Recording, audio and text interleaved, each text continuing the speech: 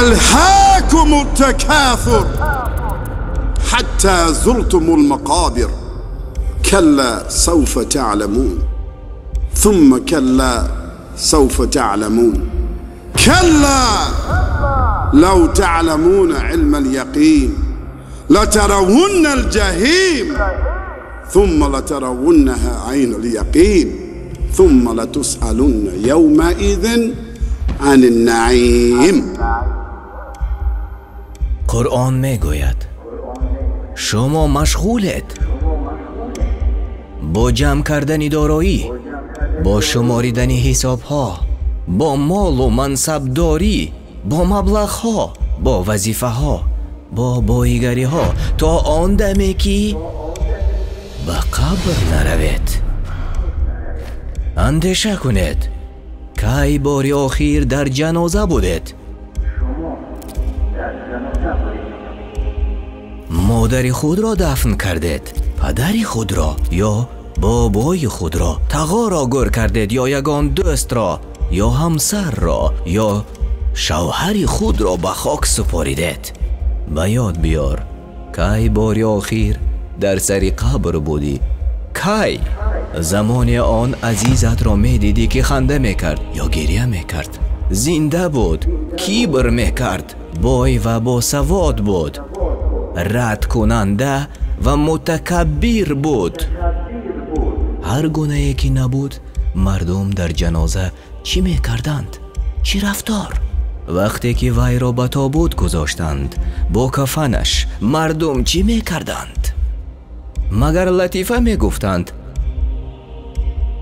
یا رقص می کردند یا قرصک زنان سرود می خواندند؟ نه، آرامی و سکوت مرگبار، اندوه و درد برای آن که هر کس در این مراسم بود. با دیدن تابوت مرده را فکر نمی کرد، بلکه اندیشه اولش یک روز نه یک روز در جای وی من می شوم.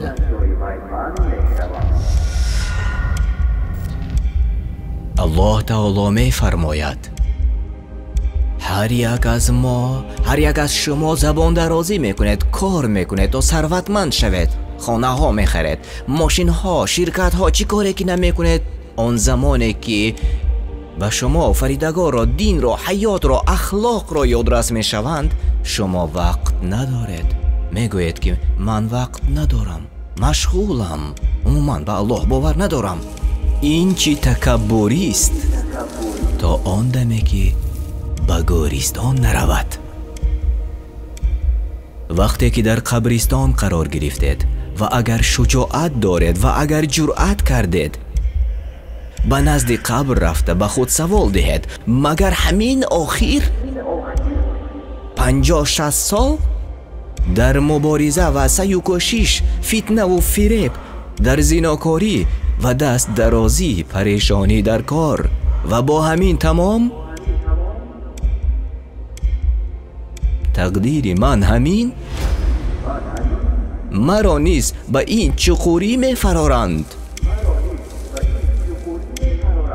از این برمی آید که بعد این و بعدی که مردم از قبرستان می روند همش تمام. اما چی با وی؟ همانی که در داخل قبر؟ به ما و شما معلوم که مرگ مثل خواب،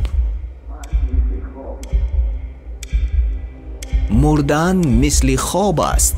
جسد تو دیگر نیست، جسد مرد و روح ترک کرد جسم را، اما فهم و شعورت همان جاست.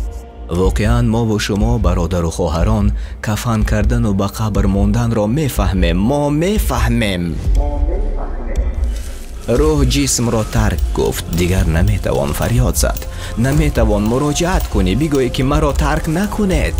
اما تو میشنوی، تو میبینی، ولی جنبیده نمیتوانی. اکنون در آن همین قبر جراحی حقیقی آغاز می شود.